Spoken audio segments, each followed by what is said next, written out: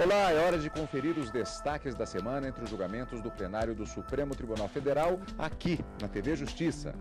É o Plenárias que está começando.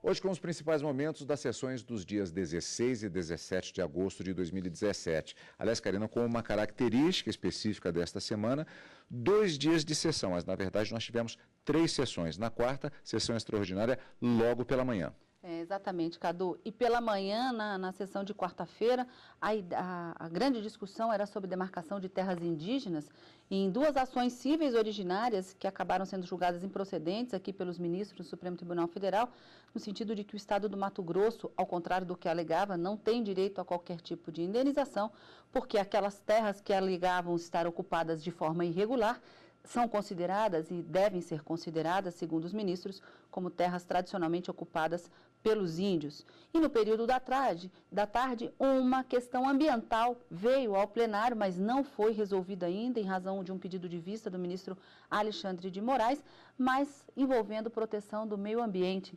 Uma discussão acerca de uma medida provisória que teria diminuído áreas de proteção ambiental e alguns parques nacionais, inclusive o da Amazônia, e se o questionamento era se a medida provisória poderia fazer isso ou não.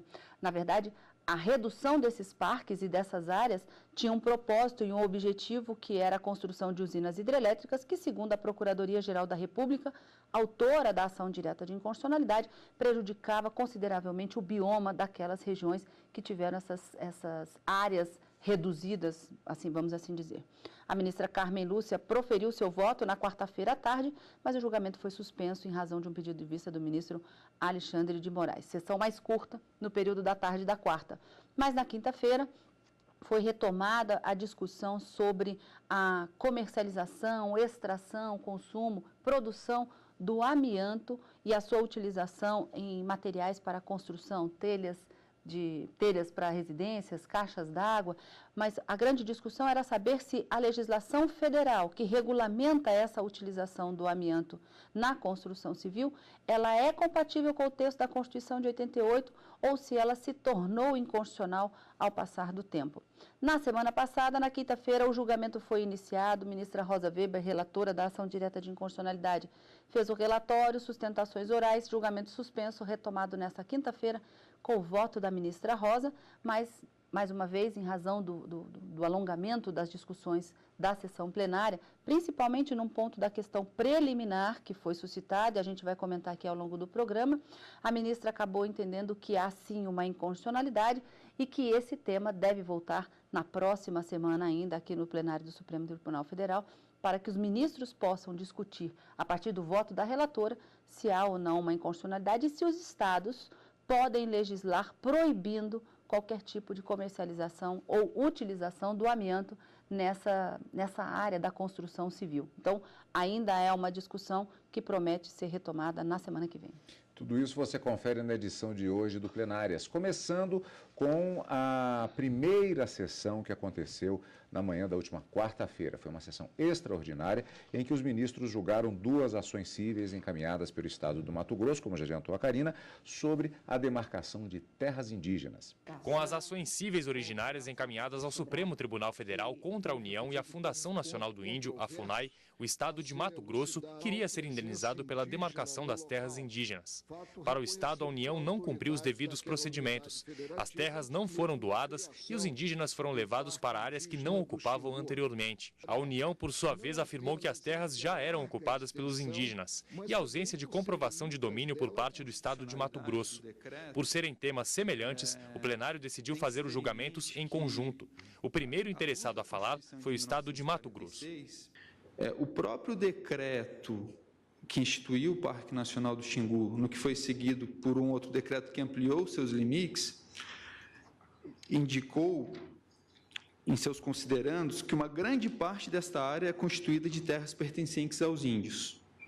Ou seja, se uma grande parte dessas terras pertencem aos índios, quer dizer que outra parte não pertencia. Já a advogada-geral da União questionou os argumentos utilizados pelo Estado de Mato Grosso para pedir a indenização. Segundo ela, os argumentos estão baseados na Constituição de 1891 e o decreto para a criação do Parque Nacional do Xingu é de 1961, quando outra Constituição já estava em vigor no país. Disse ainda que a ocupação de 14 tribos indígenas no local é permanente.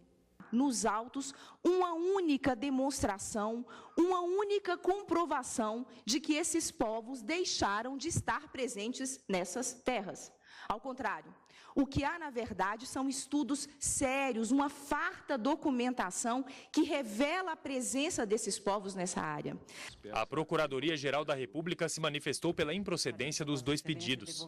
Após a promulgação da Lei 6.001, quando então se definiu o atual sentido da denominação reserva indígena, elas passaram a se denominar áreas indígenas e, posteriormente, adaptando-se à nomenclatura da Constituição de 88, passaram a ser denominadas terras indígenas. Essa é a prova clara, objetiva, pronta, de que comprova a posse imemorial de todas essas áreas questionadas pelo Estado do Mato Grosso, como dos indígenas.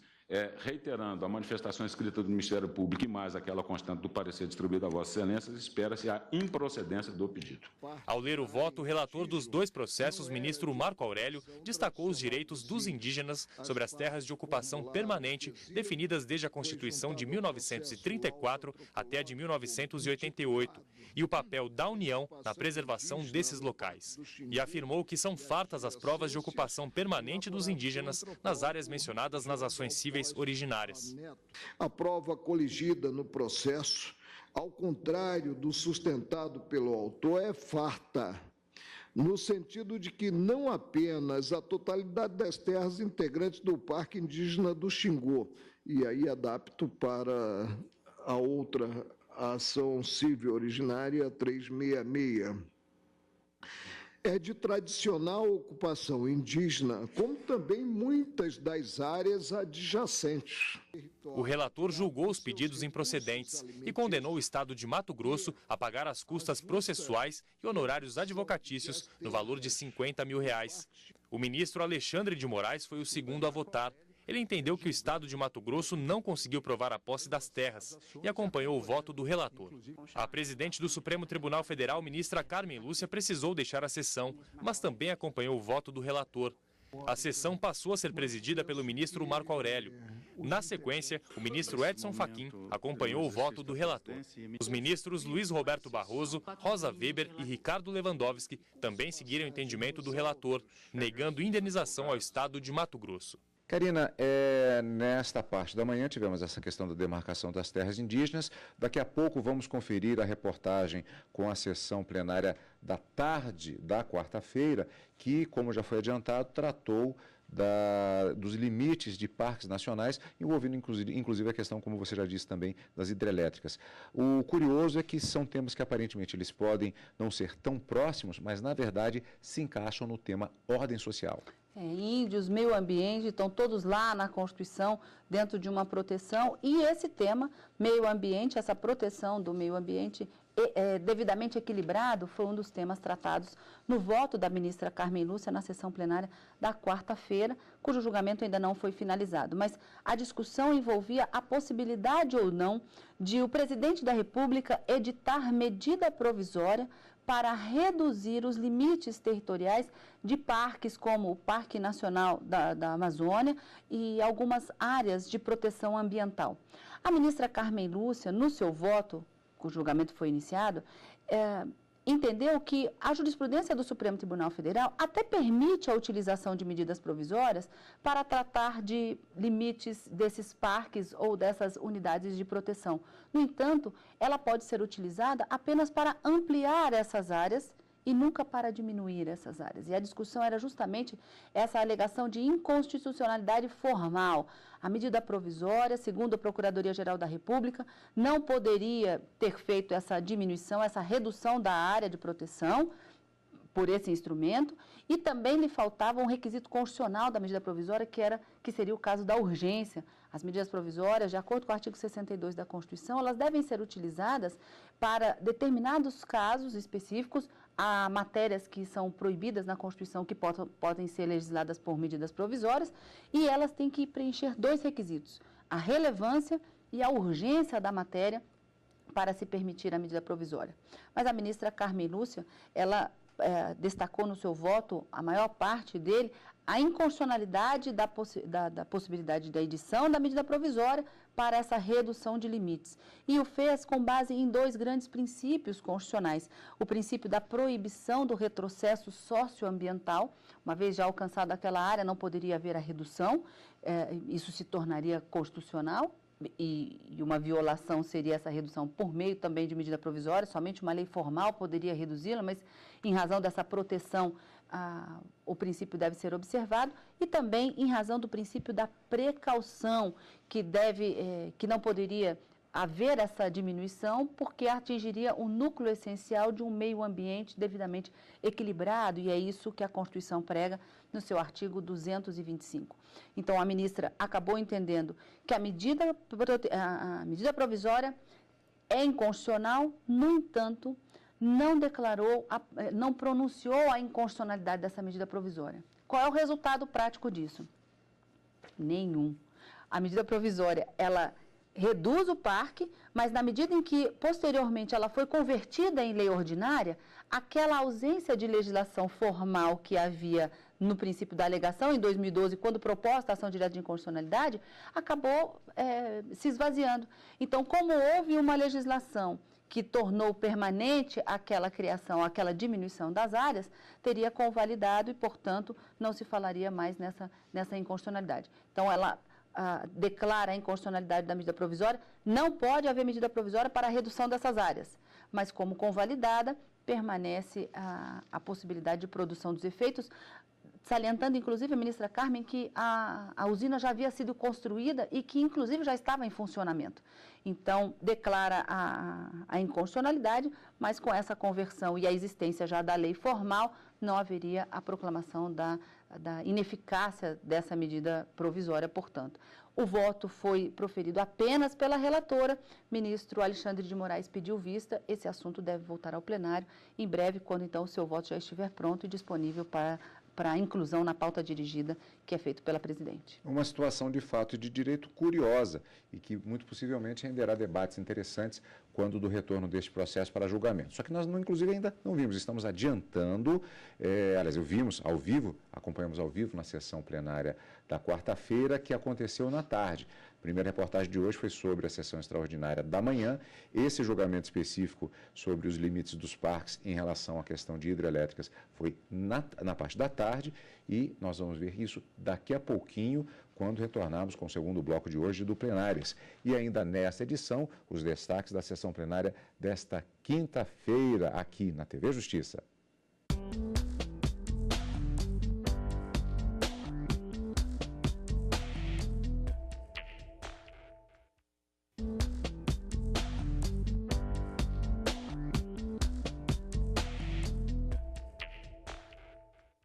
Estamos de volta com o Plenárias. Na sessão da tarde desta quarta-feira, o processo que questiona a construção de hidrelétricas em parques da Amazônia começou a ser analisado pelo plenário do Supremo Tribunal Federal.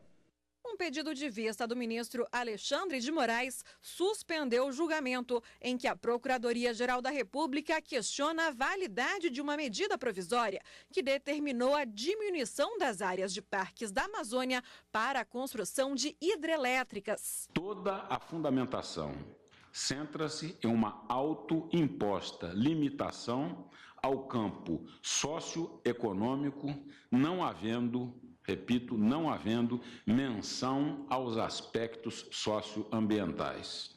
Segundo aspecto, tem-se como foco, na essência, viabilizar a decisão governamental de implantar medidas de infraestrutura cujo processo de aprovação ou licenciamento ambiental tinha nas unidades de conservação afetadas um óbice. A Advocacia Geral da União defendeu a validade da norma e ressaltou que a medida provisória foi convertida em lei pelo Congresso Nacional. O Ministério de Meio Ambiente se debruçou sobre o tema, assim como o Instituto Chico Mendes de Conservação Ambiental, e claramente atestaram a regularidade dessa matéria e, inclusive, a sua consonância com a diretriz constitucional de proteção ao meio ambiente. A medida provisória submeteu-se ao crivo do Congresso Nacional. A relatora, ministra Carmen Lúcia, entende que medida provisória não pode determinar a diminuição das áreas,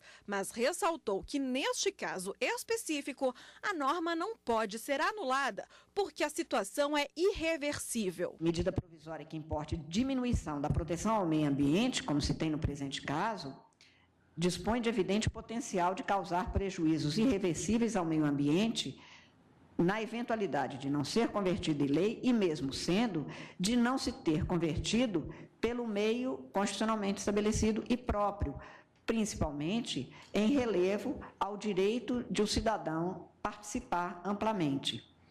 Como anotei em outra ocasião, a provisoriedade da medida não é apenas um adjetivo, mas um pressuposto do que nela se contém.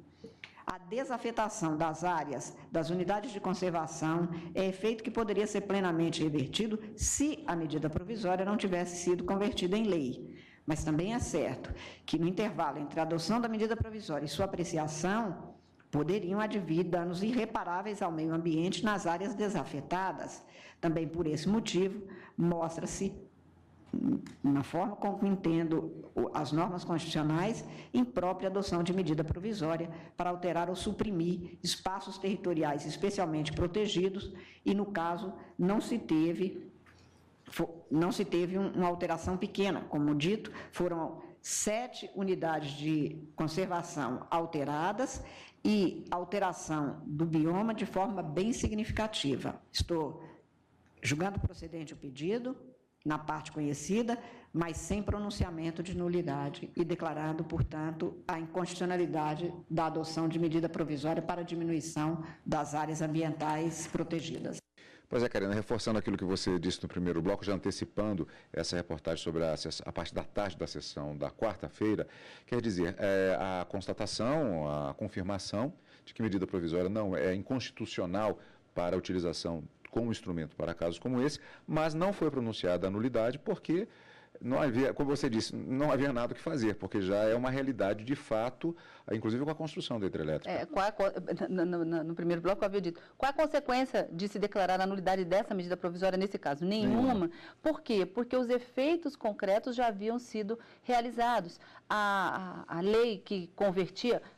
Havia a alegação de que somente uma lei formal poderia reduzir esses limites. E quando a medida provisória, dentro do processo legislativo previsto na Constituição, ela é convertida em lei ordinária, aquela ausência de formalidade acaba sucumbindo. Então, o processo legislativo que converteu em lei ordinária aquela diminuição dos parques, haveria, de uma certa forma, dando concretude à norma, afastando a alegação de inconstitucionalidade formal e até porque, como disse a ministra Carmen Lúcia, os fatos já teriam se tornado irreversíveis porque a usina, inclusive, já havia sido construída e já estaria em pleno funcionamento.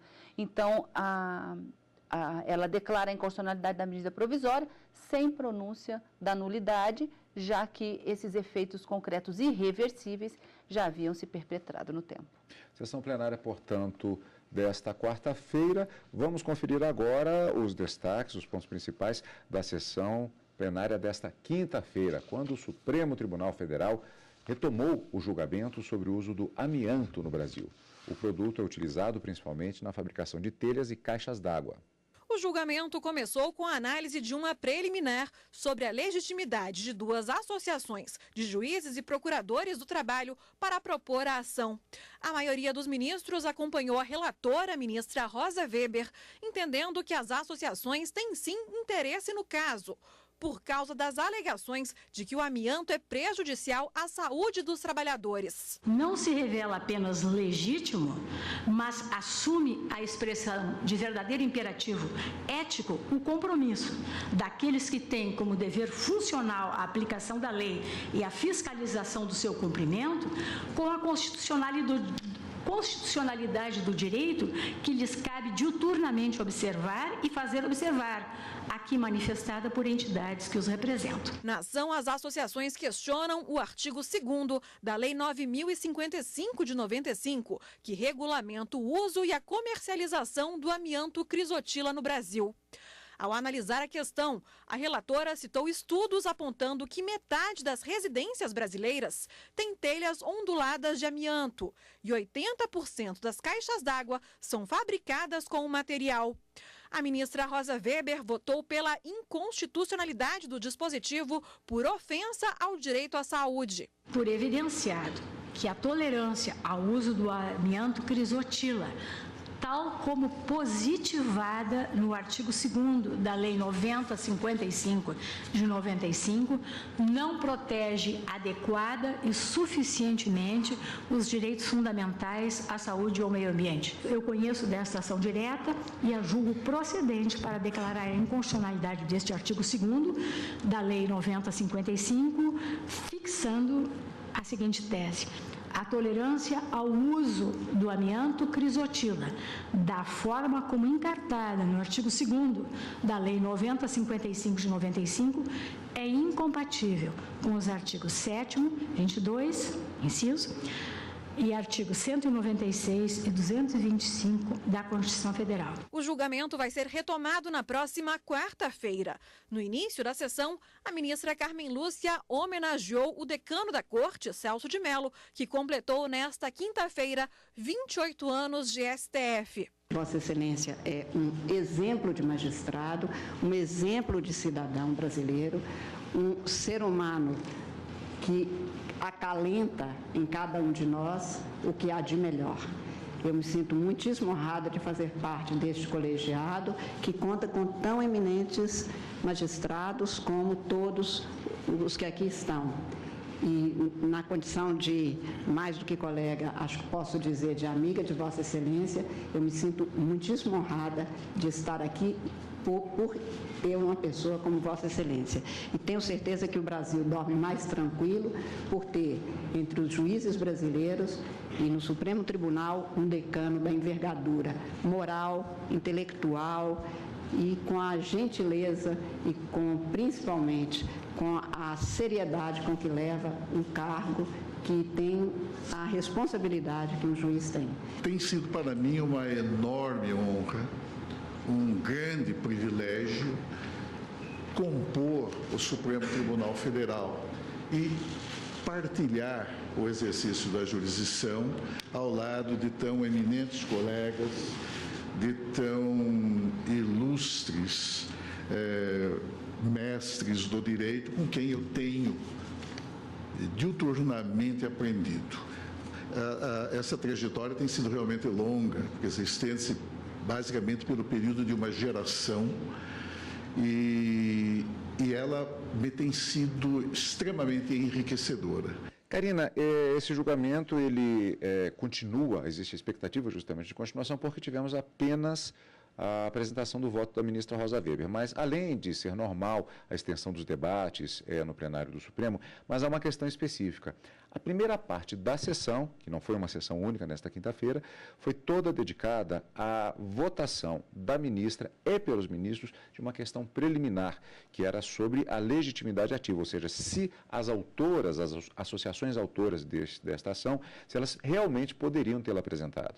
Cadu, o que se questionava aqui justamente nessa primeira fase, e esse foi um questionamento feito pela Advocacia Geral da União, é se a ANAMATRA e a ANPT, juízes do trabalho e os membros do Ministério Público do Trabalho poderiam ingressar com essa ação na defesa da saúde dos trabalhadores e questionando justamente essa legislação que regulamenta a extração, industrialização, utilização e comercialização do amianto na lei que é de 1995. essa discussão girou em torno de uma jurisprudência do Supremo Tribunal Federal acerca da necessidade de algumas daquelas pessoas elencadas no rol do artigo 103 da Constituição, que são chamados legitimados ativos para propor ações diretas de inconstitucionalidade. Alguns deles têm que demonstrar aquilo que o Supremo chama de pertinência temática. Então, o rol do 103, ele é dividido entre legitimados universais, que seriam autoridades federais que poderiam propor ações diretas de inconstitucionalidade, para os quais não há necessidade de demonstrar pertinência temática. Por exemplo, presidente da República. Não tem que se questionar por que o presidente da República ingressou com uma ação direta de inconstitucionalidade sobre um determinado tema. Ele é um legitimado universal, não necessita de demonstrar a pertinência temática. Partido político com representação no Congresso Nacional, também não necessita. O Procurador-Geral da República não necessita demonstrar da pertinência temática. No entanto, associações de caráter nacional, como a ANAMATRA e a NPT, como em sendo legitimados especiais, deveriam, de acordo com a jurisprudência do Supremo, demonstrar por que estão ingressando com essa ação, qual é o interesse.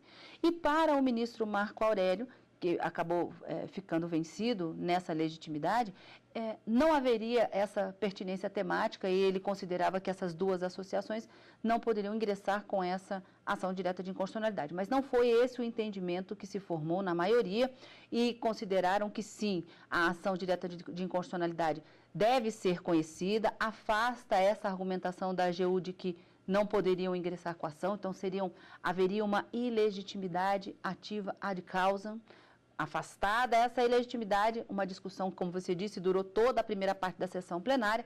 A ministra Rosa pôde, logo depois do intervalo da quinta-feira, proferir o seu voto no sentido de também reconhecer a inconstitucionalidade do artigo 2º dessa lei que regulamenta a utilização do amianto, por entender que viola não só o direito à vida, mas também o direito à saúde humana, ao meio ambiente e a um desrespeito de convenções internacionais que o Brasil, inclusive, é signatário. Então, ministra Rosa votando pela inconstitucionalidade da norma.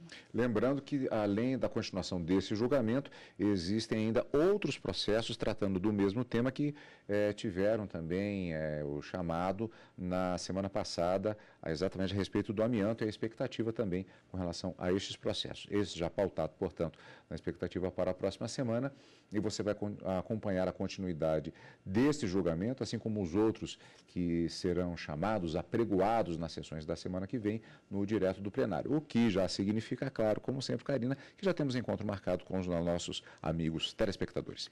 Na próxima quarta e quinta-feira, ao vivo no direto do plenário e no final de semana com plenárias. Obrigado pela companhia e continue conosco na TV Justiça.